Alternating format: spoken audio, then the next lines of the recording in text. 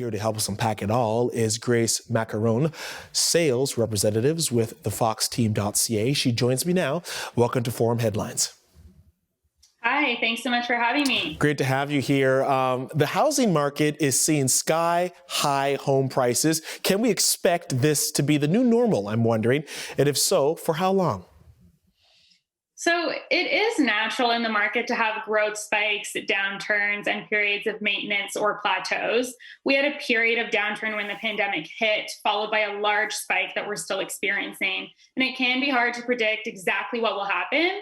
But historically and seasonally, things tend to slow down for the summer. And with the vaccine rollout, people will be distracted from the real estate market for the first time in a year. And all of a sudden, there will be other things for people to do on the weekends than go see properties with their realtor.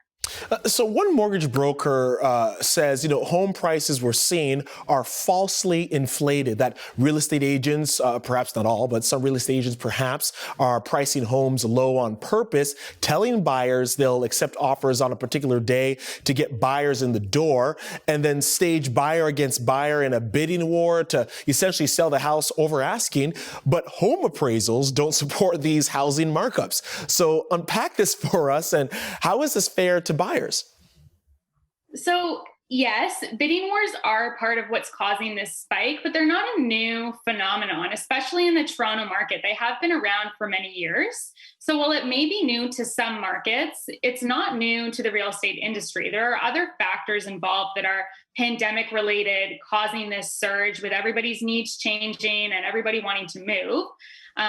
Also, March 2020 to March 2021 created some shocking statistics recently, because that is when the pandemic hit and there was an almost stop to the real estate market. And so that month was not a fair start point for comparison. If you look at numbers from February 2020 to February 2021, the rate is not nearly as steep, and that's important to consider. So when we're talking about considerations, pre-pandemic, post-pandemic, who are the winners and losers in Canada's current housing market? Right. So at a quick glance, you could say sellers are winners right now, but buyers are still making good investments. As long as they can carry their monthly payments comfortably for 3 to 5 years, we are still expecting strong return on investments when they do go to sell. And even though sellers are often in the driver's seat of bidding wars, people forget that they then have to go and purchase in that same market that they just sold in.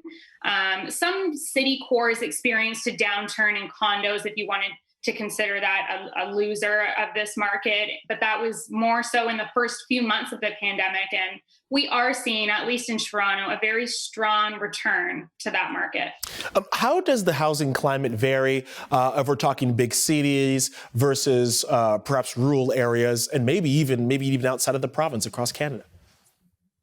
So generally, rural areas have a much slower market, and with the desire for more space and outdoor access, they experienced city-like markets for the first time. And it was normal for homes to be listed for 1 to 2 years, and they were selling in a matter of weeks or sometimes days in some of these towns. We are starting to see things slow down across the board, which is also kind of expected as we move into the summer market.